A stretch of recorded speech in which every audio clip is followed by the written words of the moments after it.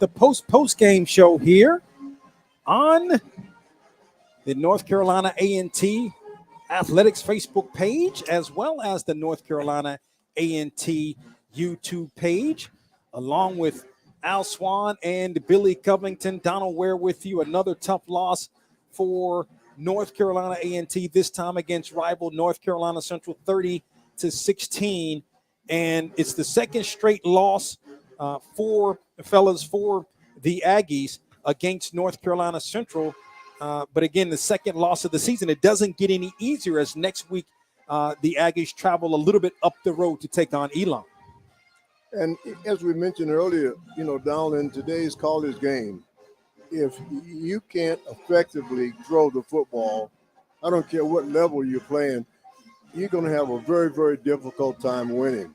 Now, one of the things that's really puzzling is that before the season started, the coaching staff at A&T thought their playmakers were at the wide receiver position. And they were saying that we got to figure out ways to get the ball to these guys because they are playmakers. And so far this year, they have been unsuccessful in doing so. And it's probably a variety of reasons. Last week, we saw the quarterback making bad decisions. The receivers not getting separation, not getting out of their breaks in a timely manner in terms of having the quarterback ready to throw. And those are things that, that you have to work on during the week. And hopefully we thought we were going to see some improvement tonight, and not to the point that we did, but it's going to be really tough as they get into the league next week in their conference play if they cannot effectively throw the football. So it's going to be interesting to see what they do against Elon next Saturday night. Ran the football reasonably well, but not in the second half. That's the thing, 156 yards on the ground. Did a little bit better in terms of passing the football. Zach in the second half, Zach Yeager 7 of 14 for 51 yards, but that Eagle defense was tough. What are some of the adjustments that the Eagles made in the second half to kind of shut that Aggie running game down? Well, yeah, I think one of the things that the Eagles did in the second half, they didn't have any fear whatsoever of A&T's passing game. So when you're in a situation like that, I mean, you can stack the block. I mean, you can bring one of your safeties down and run defense and don't have to worry about the ball being thrown over their heads. And so I think that's what they did. And also they got really good play by their linebackers. The Eagles linebackers that second half did a very good job. And as we said a couple of times, they used the safety. They brought the safety down inside as part of their run defense, not having to worry about A&T throwing the football. And it really effectively shut that running game down the second half. Talked about it, Billy, with Davius Richard, but really the run game as a whole was very effective for North Carolina Central. Jamari Taylor, Latrell Collier both had some big runs in addition to Richards' 95 yards rushing or 95 yards on the ground. When you have a quarterback that can run, it really puts a lot of pressure on your defense. And they had two running backs that I don't know how many yards they picked up yet, but they were certainly effective. But then you throw in the quarterback who gained 96 yards rushing the football. That's tough to beat. But it's just like you indicated, Don. It's back to the drawing board, and I hate to continue to labor on the point, but we are a small football team now, and it is very, very difficult to match up with large offensive linemen when your biggest lineman is 265 or 270, and you just continue to wear it down, and the substitutes that you bring in to give them a breather is even smaller. So that eliminates your ability to stop the run. It also eliminates your ability to put pressure on the quarterback. So we got a ways to go, and let's just hope this week we can effectively work on our passing game, and that may open it up a little bit for us. My man Chuck Hunt is checking in from Monroe, Louisiana. He says good evening. And Chuck Hunt, I tell you, when it comes to HBCU football and the broadcasts of all of the HBCUs across the country, whether it's Jackson State, whether it's our broadcast, whether it's Grambling, he's listening. So, Chuck, we appreciate you checking in all the way from Monroe, Louisiana. How how can now, okay, so now you got to go to Elon conference play. We've seen the ineffectiveness of the passing game. Is it a matter of trying to have shorter passes to get more of the receivers catching the ball in short passing situations and running after the catch? Is it a situation where maybe the quarterbacks are looking too far downfield? Well, I think, personally, Donal, you're going to have to really work on your short passing game for two reasons. One, it enhances your opportunity for completions. And two, it gives both the receivers and your quarterbacks some degree of confidence. Now, one of the things that concerned me tonight was that, and you mentioned it a couple of times during the broadcast, a couple of times Central with a three-man rush were able to get pressure on Jaeger tonight. And that doesn't bode well for your offensive line. Now, we know that the offensive line is supposedly the strength of the team, but when you cannot pass block, it really complicates things. And when the other team can, with a three-man rush, put pressure on your quarterback, it really complicates things. So I think sometimes, going into the game against Elon next week, we have to go back to that old adage, KISS, keep it simple, stupid, and just simplify the passing game. Just short routes over the middle, use the middle of the field, use your tight end. I don't think we've thrown the ball to the tight end at all this year. And just try to simplify things, give your quarterback some confidence, give your receivers some confidence, and then I think that will enhance your running game. But it is definitely a challenge. And, Billy, you brought up something about the size of our defensive line. When you look at some of the teams that we're going to have to play against in the league. Oh, yeah. I mean, they are huge. They guys 315, 305, 310. And that biggest guy on our defensive line weighs about 265. So, I mean, that's going to be a constant challenge all year. And if you can't generate some type of offense to take some pressure off the defense, it's going to make for a long year, Don. I mean, it's going to be tough. So, not that it can't be done, but it's going to take a lot of hard work. And then, Billy, defensively, when you look at A&T, I mean, you can look at it. You can look at obviously B.J. Turner's had an impact. He had 10 more tackles today, 9 of those solo. Mm-hmm. But again, not much pass rush. I mean, no sacks on Davius Richard. He did what he wanted to do today. He did, and he had all day to do it. And he didn't throw a touchdown, and that's kind of strange for Richards.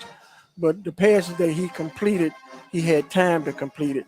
If the first receiver was not open, he had the ability to look for the second and possibly the third receiver.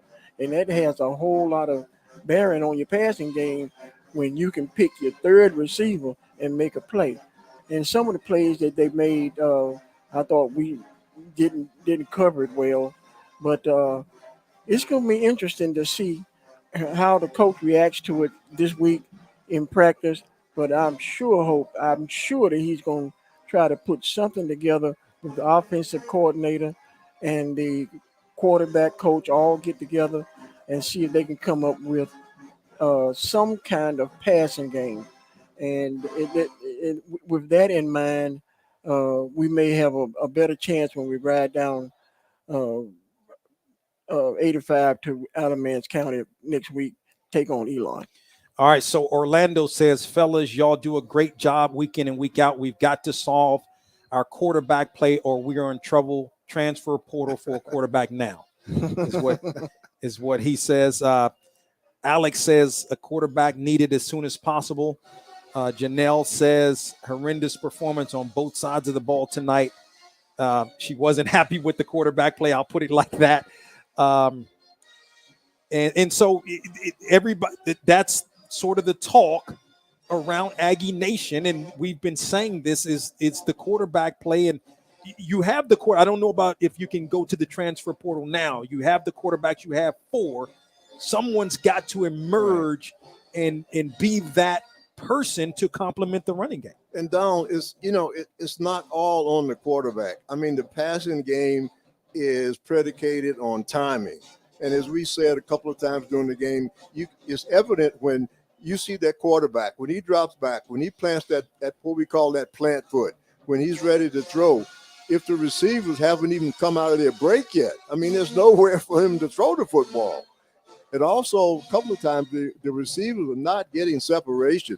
And when they don't get separation, it really tightens those windows up. And it takes a really big-time quarterback to throw a receiver open. And we're just not there yet. So that's why I suggest that they go back to, the short passing game, run timing routes, and maybe three-step drops on the part of the quarterback, get the ball out of his hands quickly, give him some passes that he can complete, so he and the receivers both can build some degree of confidence. But as in this day's game, in football today, I don't care what level you're on, if you cannot effectively throw the football, you got some problems. And so that's something that they're going to have to work out as we start the conference play next week against Elon.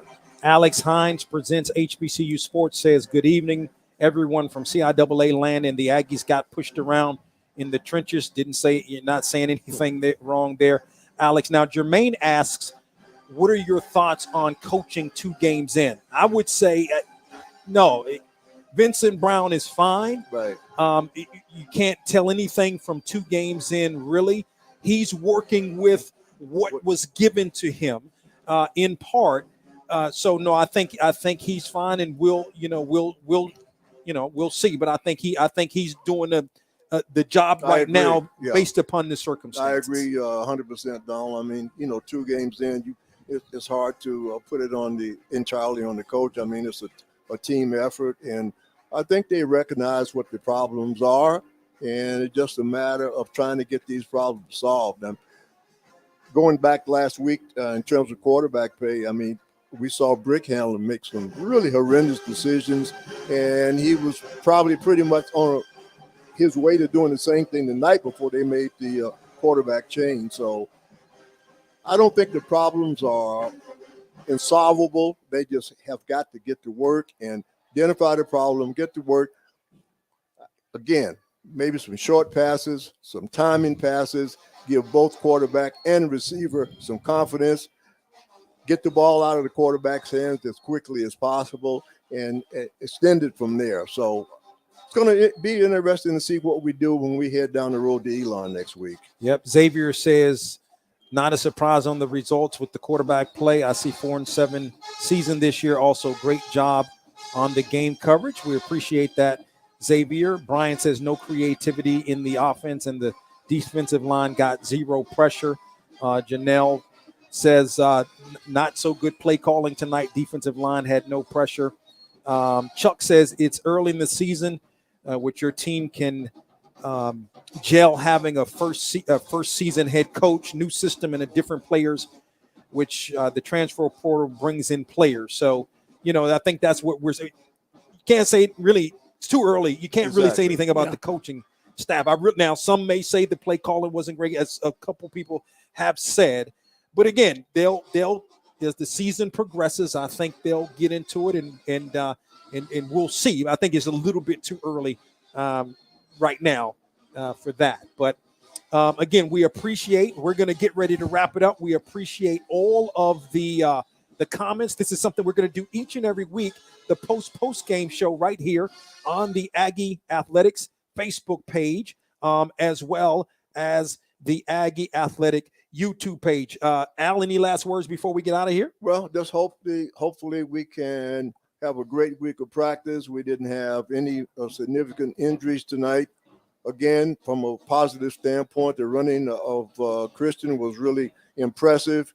And get to that drawing board next week and give us an effective passing game going into Elon. Billy? Same thing I was going to say, Donald. I think Al hit it on the head. Practice. Of course, Al, one thing I wanted to ask you, most of our passes tonight was in the pocket. Maybe some rollout passes, short stuff might be effective. All right. So again, you can keep the comments coming for now. And again, we're getting great participation from this. Is something we decided to do this year. So we listen, we enjoy Aggie Nation. We appreciate the support. The team appreciates your passion for their play, and they're going to get this thing right. They're going to get it turned around. And we're only 2 games into the season, and so we'll see how things continue to play out. So keep your questions coming. And again, this is something we're going to do each and every week. Spread the word about the post-game show here on the A&T Athletics Facebook page, as well as the A&T YouTube page. Thank you to Des back at the studios of the Aggie Sports Radio Network for all of his outstanding work. On the Billy Covington, Donal Ware saying so long for now from Jewish Stadium on the campus of North Carolina A&T State University. The post-game show, your final score: North Carolina Central 30, North Carolina A&T 16. You've been listening to Aggie Football on the Aggie Sports Radio Network.